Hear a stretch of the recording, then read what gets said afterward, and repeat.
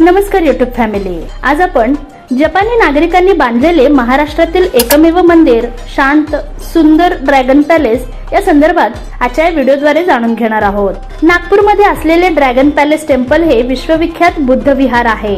जर तुम्हाला real estate व्यवहारांबद्दल संपूर्ण माहिती हवी असेल तर आमच्या YouTube चॅनलला सबस्क्राइब करा आणि नवनवीन व्हिडिओ अपडेट्स मिळवा।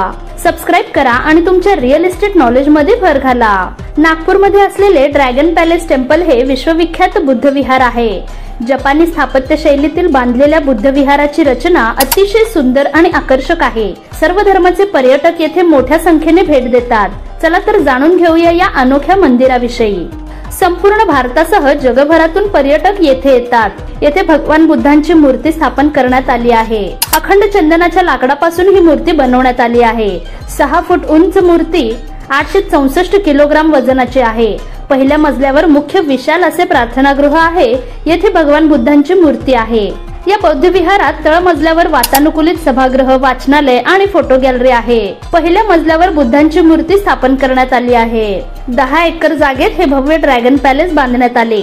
जपानी स्थापत्य शैलीतील बांधलेले हे एकमेव धार्मिक स्थळ आहे।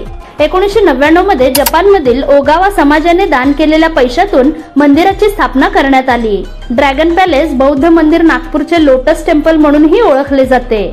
नागपुरापासून 14 किमी अंतरावर असलेल्या कामठी परिसरात ड्रॅगन पॅलेस आहे। हे बौद्ध मंदिर पर्यटकांना आकर्षित करते।